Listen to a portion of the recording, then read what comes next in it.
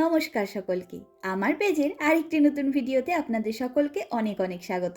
আমি প্রিয়াঙ্কি। চলে এলাম আমার জীবনের আরেকটি নতুন দিনের অভিজ্ঞতার গল্প আপনাদের সাথে ভাগ করে নিতে। আজ বুধবার আর এখন বিকেল 5টা মতন বাজে।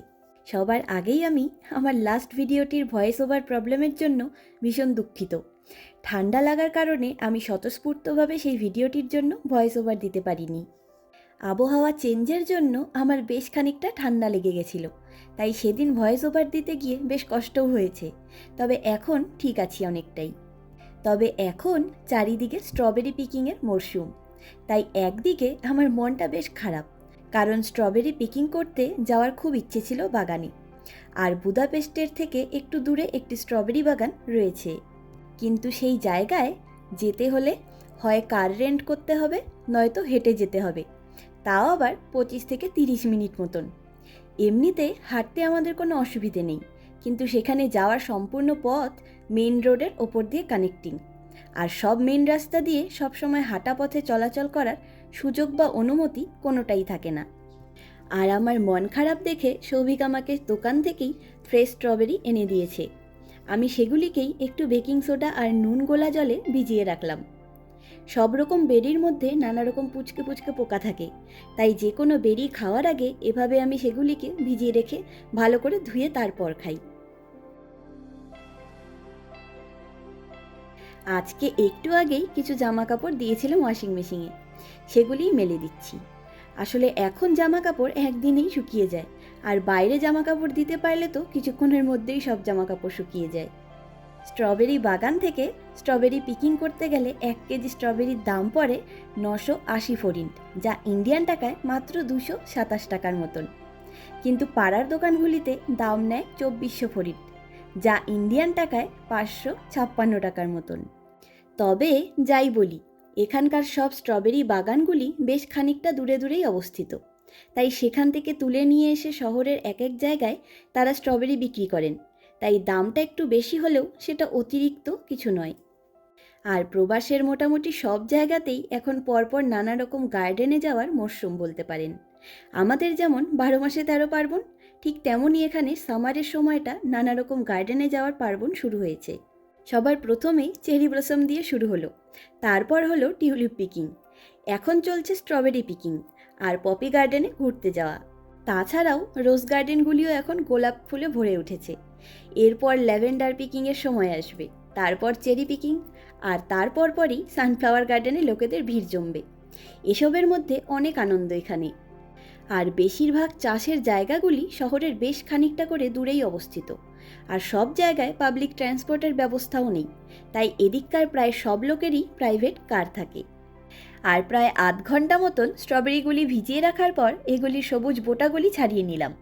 তবে বেশ কয়েকবার সব স্ট্রবেরিগুলিকে ভালো করে ধুয়ে নিয়েছি ঠান্ডা জল দিয়ে।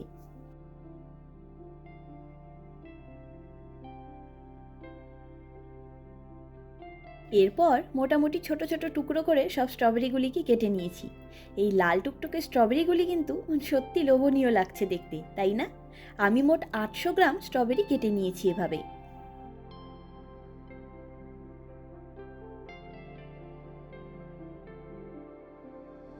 আর ঘরোয়াভাবে জ্যাম বানানোর জন্য আমি মাত্র 2টি উপকরণ ব্যবহার করে থাকি: চিনি আর লেবুর রস। এছাড়া যে ফলের জ্যাম বানাবো সেই ফল। আর আপেলের জ্যাম বানানোর জন্য আমি একটু দারচিনি গুঁড়ো দিয়ে থাকি।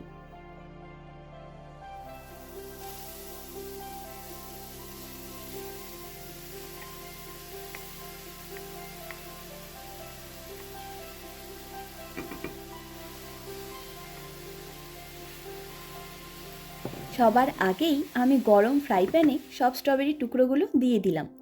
ফ্লেমটা মিডিয়াম আঁচে রেখেছি বলেই 4 থেকে 5 মিনিট পর থেকেই স্ট্রবেরিগুলি থেকে এভাবে জল ছাড়তে আরম্ভ করেছে, এবং এভাবেই নিজেদের জলে নিজেরা সুন্দর সেদ্ধ হয়ে নরম হয়ে যাবে।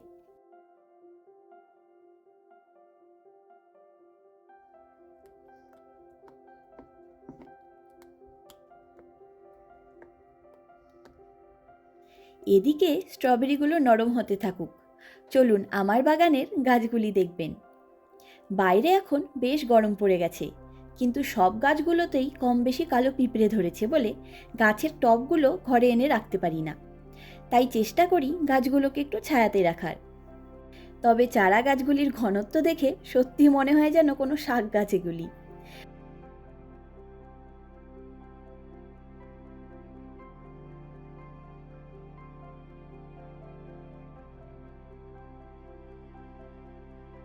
অর্কিড গাছে একটা নতুন পাতা এসেছে, তবে হুট করে দেখলাম আজকে একটা অর্কিড ফুল নষ্ট হয়ে গেছে। কী কারণে নষ্ট হলো তা জানা নেই, তবে সেটা কেটে নিয়েছি কাঁচি দিয়ে।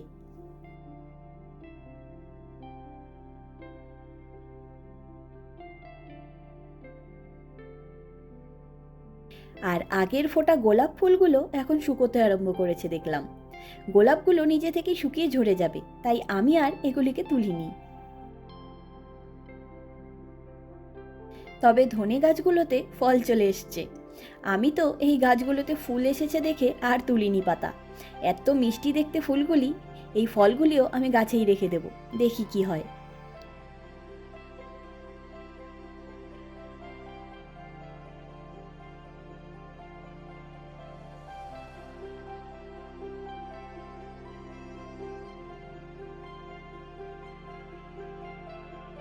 আর আগের বছরের এই ফুল গাছগুলিতেও কুড়ি আসছে। আর এই হলো নতুন ধনেপাতার গাছ। তবে আমি এগুলিও তুলব না, গাছ থাকলেই আমার ভালো লাগে। বাইরের পরিবেশ বেশ ভালোই ছিল সারাদিন, তবে এখন ধীরে ধীরে মেঘ আসতে আরম্ভ করেছে।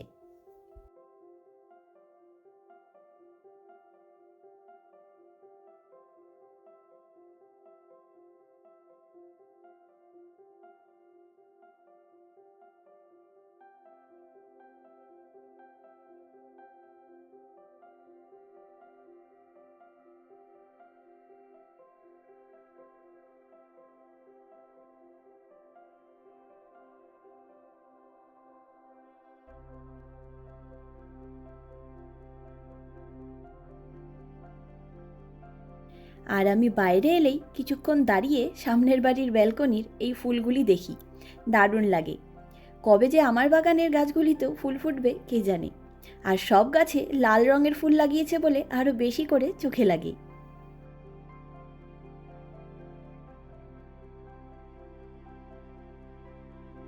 আর এই চারা গাছগুলিও বেশ বড় বড় হয়ে গেছে, কবে কুড়ি আসবে কে জানে। চলুন এবারে জ্যামের খবরটা কি সেটা দেখে নিই।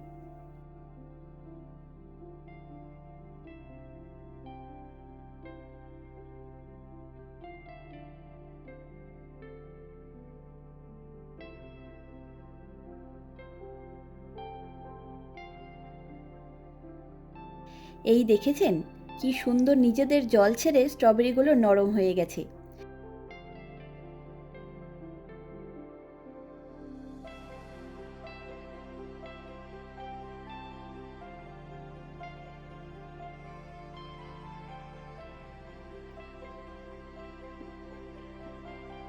তবে এখন অনেকটাই লিকুইড অবস্থায় আছে, তাই এই সময়ে পরিমাণ মতন লেবুর রস দিয়ে দিলাম বড় চামচের 3 চামচ মতন।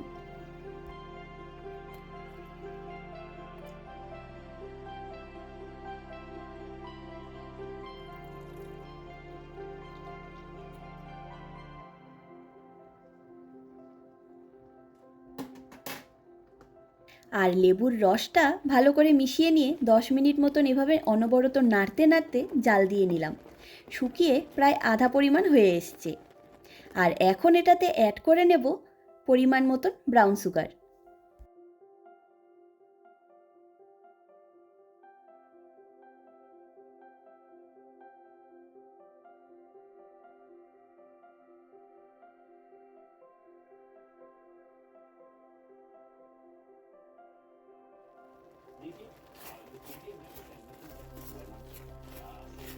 চিনি দেওয়ার পরে 7 থেকে 10 মিনিট মিডিয়াম আঁচে এভাবে রান্না করার পর আমি নিজের পছন্দ মতন ঘনত্বে জ্যামটাকে নামিয়ে নিলাম।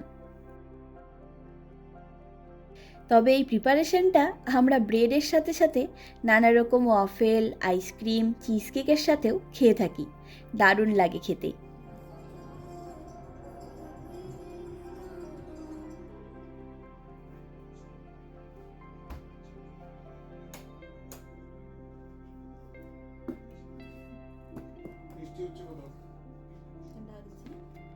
আর এখন সন্ধ্যা 7টা মতন বাজে। সৌভিকের অফিসের কাজ শেষ হলো। আমরা বিকেলের জন্য একটু সিঙ্গারা ভাজবো।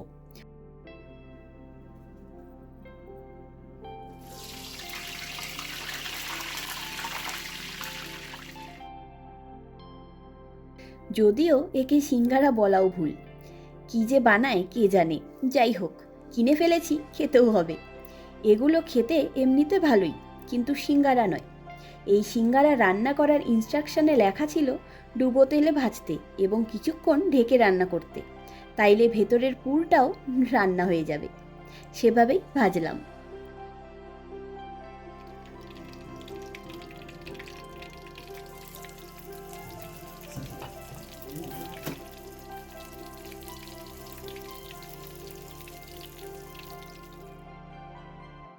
এগুলি অনেকটা একদম পাতলা লাচ্ছা রুটির ভেতরে পুর ভরে 3 কোনা করে ভাঁজ করে নেওয়া।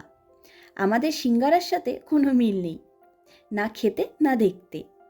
আগের দিন ইন্ডিয়ান দোকানে গিয়ে সামোসা লেখা দেখেই নিয়ে এসেছি। দামও নিয়েছে প্রায় ইন্ডিয়ান টাকায় 600 টাকার মতন। তবে সুইট চিলি সসটা দিয়ে খেতে খুব একটা মন্দ লাগে না। সিঙ্গারা খাওয়ার বাসনাটা রয়েই গেল।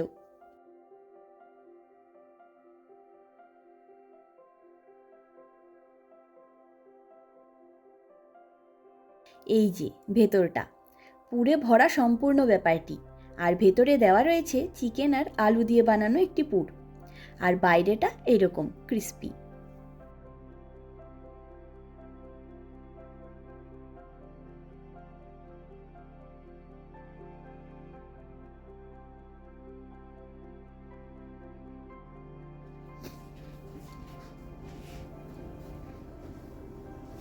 হাফ প্যান্টটা পরি।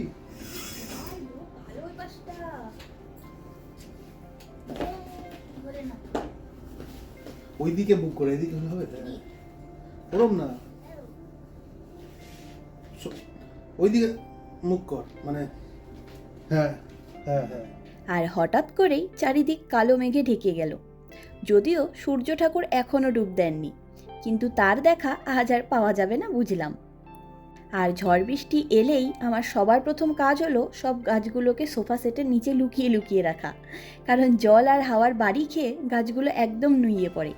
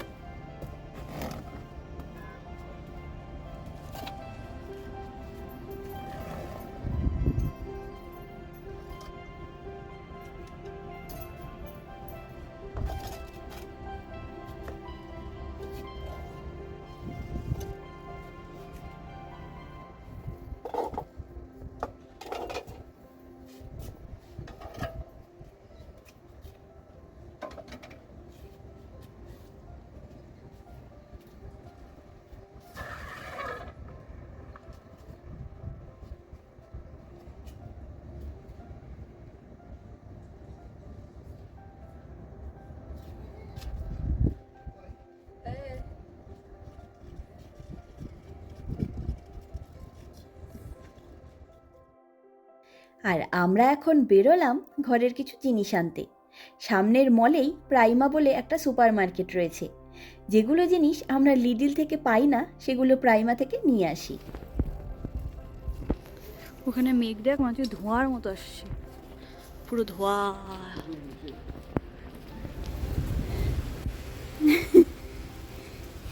যাও, এই সাইড দিয়ে চল, এই যেন ভেজে না।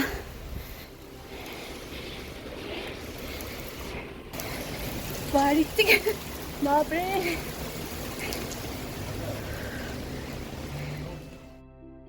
আর বাড়ি থেকে বেরোতে না বেরোতেই ঝমঝমিয়ে বৃষ্টি চলে এলো।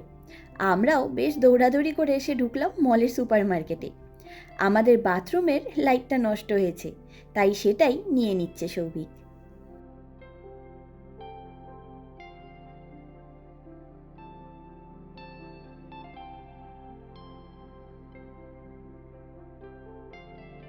তবে এখানে এলেই আমার সবার আগেই নজর পড়ে নানা রকম বাসনকোসন আর কৌটাগুলির দিকে। ঘরের নানা রকম কাজের জিনিসপত্র, বাসন এদিকে থাকে। আমি আমাদের রান্নাঘরের ছোট বড় কৌটো, টিফিন বক্স সব কিছু এখান থেকেই কিনেছি। যেমন এই 3টে পুচকে কৌটাগুলিও কিনেছিলাম। এগুলোর একটাতেই টেবিলে নুন রাখি আমি, আর দুটোতে হার্ব রেখেছি। ঘরের জিনিসপত্র দেখতে কিন্তু প্রায় সব মেয়েদেরই দারুণ লাগে, তাই না? আমাকে তো এরকম সব জায়গা থেকে সৌভিক প্রায় টানতে টানতেই নিয়ে যায়, নাইলে আমি সব কাজ বাদ দিয়ে এখানেই দাঁড়িয়ে থাকি। আর এদিকটায় কেক বানানোর সব জিনিসপত্র রয়েছে।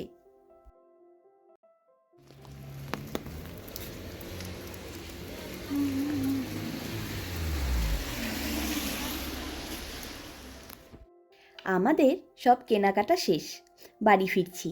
আর বৃষ্টিও একদম কমে গেছে, তবে ওয়েদারটা ভীষণ ঠান্ডা হয়ে গেল।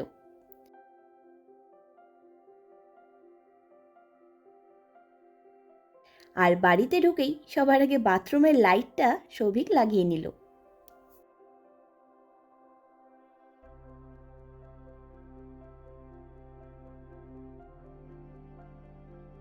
আর আজ নিয়ে এলাম কর্নফ্লেক্স। ঘরে কর্নফ্লেক্সটা থাকলে খুব সুবিধা হয়, বিশেষ করে সকালের দিকে খেতে পারি। আর 2 রকম ব্রেড নিয়ে এলাম, এই ব্রেডগুলি দারুণ সফট। এছাড়াও আনলাম টুথব্রাশ আর 1 প্যাকেট এখানকার প্রজাপতি বিস্কুট। এগুলি একটা ইটালিয়ান কোম্পানির, খেতে বেশ ফুরফুরে আর মিষ্টি। আর এখন রাত 9টা মতন বাজে। আমরা রাতের খাওয়া দাওয়াটা সেরে ফেলি। সারাদিন বেশ ভালোই গরম ছিল, তবে কিছুক্ষণের ঝমঝমিয়ে বৃষ্টির জন্য এখন দারুণ সুন্দর ঠান্ডা আবহাওয়া। আমাদের ছোট্ট একটি বিকেলবেলার গল্প আপনাদের কেমন লাগলো জানাবেন।